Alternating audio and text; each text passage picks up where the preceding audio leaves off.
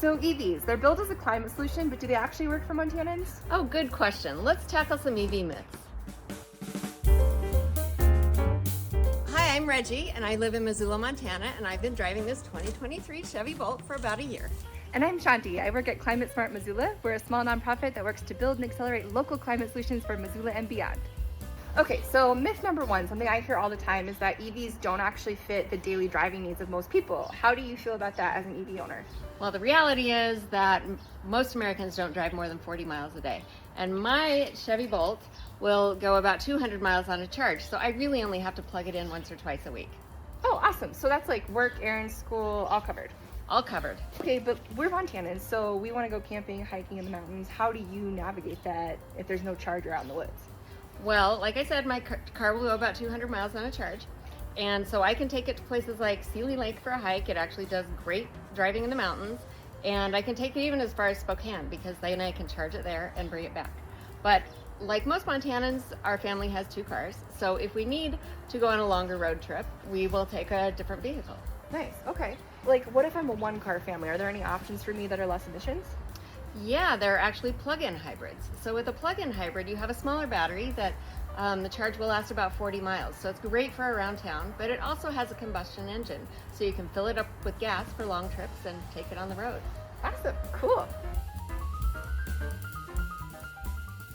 Second EV myth we're going to tackle today is that there's nowhere to charge. What do you think about that? Well, the reality is that 80% of charging happens at home.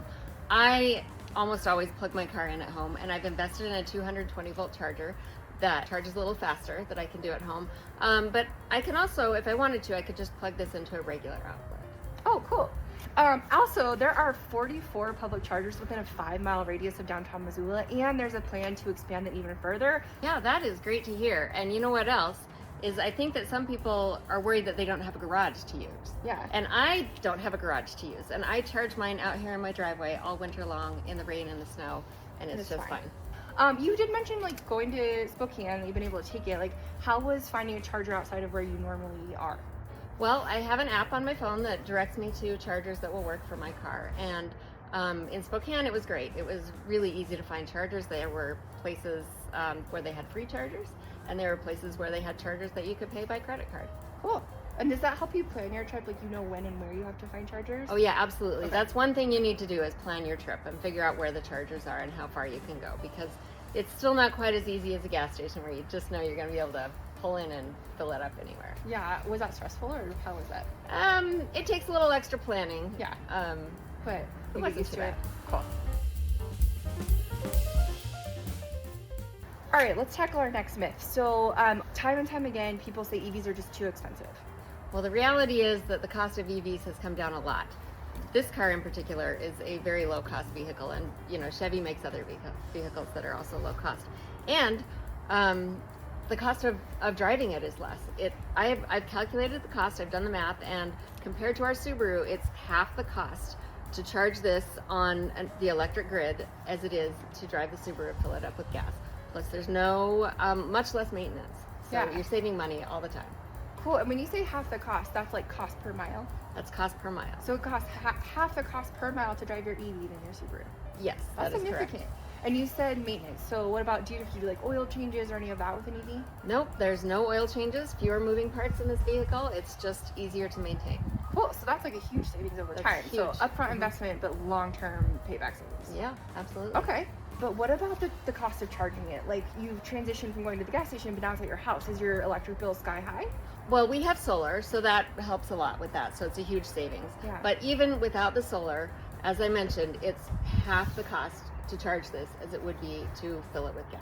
So it's like a perspective shift. So instead of seeing like on my statement all the gas station times, but like in smaller chunks, I'm seeing like the bigger chunk of my electric bill, but I still know it's smaller overall than what I would be spending. That is correct. Okay. All right. Last myth of the day, EVs are worse for the environment than regular cars. So the reality is that even considering the battery manufacturing over their lifetime, EVs cause less pollution and less environmental damage than a combustion vehicle, Even with batteries manufactured. even with the batteries manufactured. So while it's not a perfect solution, we still have to make sure like the mining is done ethically and there are problems with it. Overall, less pollution, less emissions over its lifetime from cradle to grave, is what, as they say. Correct. Okay, but what about plugging it into Montana's electrical grid? That's something that I hear a lot of folks say, but our grid is not very clean.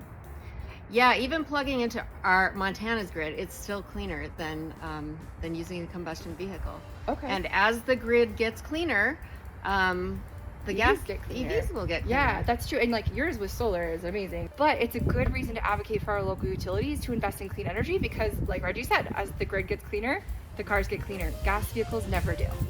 Correct. Okay, well, that's our myth for today. I'm sold. This car is amazing. It has more power than any car that I've ever driven. And it's so quiet and it heats up really quickly in the winter. It's really a great car. Nice. I love that. Just a better experience overall, like an upgrade. It is definitely an upgrade. Cool. All right. Well, if you have any EV myths, drop them in the comments and we'll tackle them next time.